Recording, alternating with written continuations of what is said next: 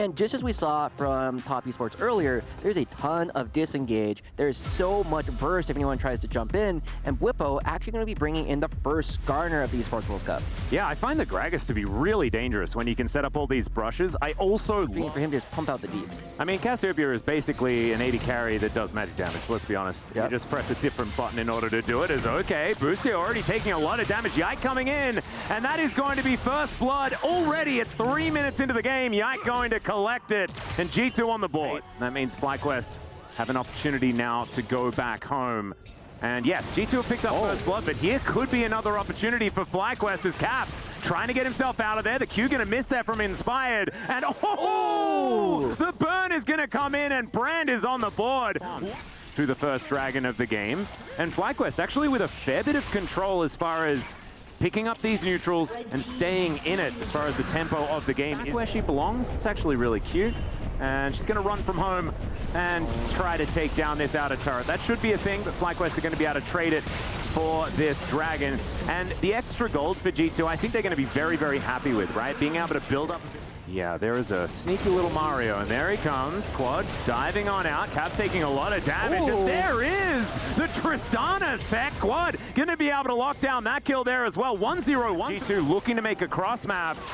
And it might still be possible. The slow not actually going to land on a Mickey X, though, as he finds the Glacial Fissure. And FlyQuest kind of thought they had an opportunity, but Inspired goes down before he can really do anything at all. And now G2 are trying to dive on in. The Impale is decent, but the Body Slam is better. And now the Teleport's coming in once again. Quad finally in the battle as Bwipo diving for Barrage, cuts them all down, and they don't even need the Brand to do the AoE because Quad and Master are going bananas here in the mid lane. Caps finally respawning though, and can he do enough to try and get this one back as Yike is there to support him? What a bloodbath. It was so incredible. And that's kind of where I'm expecting FlyQuest to take another opportunity for a fight.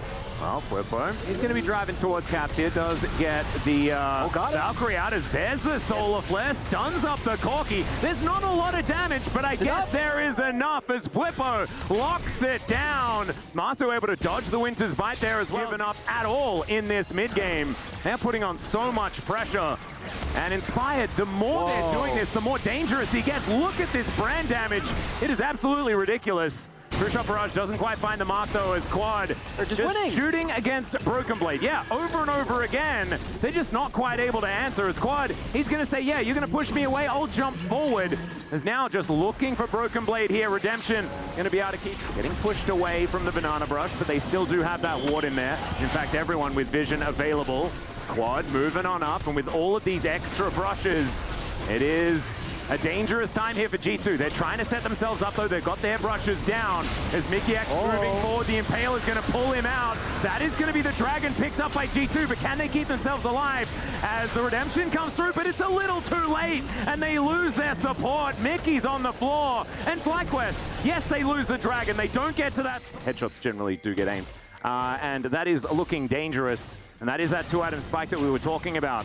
One thing that we need to mention is the fact that FlyQuest really had an advantage. Oh, never mind. Masu tries to get out, and he's not going to be able to. The shutdown comes through. Inspired has to flash, and the outer turret is going to be taken. And in an instant, G2 just say, no, we have the control. Never you mind. We got surprised about that just the same way that Masu did. I had no idea that Broken Blade was there. They get the kill. I was just about to launch into tirade talking about how well Masu was actually playing all these fights, getting those 3 kills. When Broken Blade shuts him down, they find a bunch of kills. They find some more going over on top. Speaking of which, finds the double body slam. Quad able to get himself out of there, but the door is in position, and the flank angle from Caps is crazy. Still decent position for Quad, but they find him. Body slam comes through once again, and the shutdown comes in from the mid laner from G2.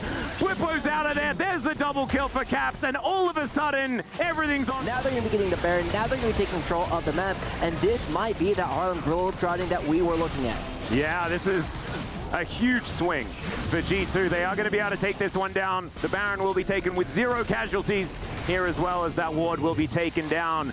FlyQuest not able to find anything, I don't think, off the back end of this one. The Empowered Recall is going to be helping out, and at least they do manage to get this outer turret.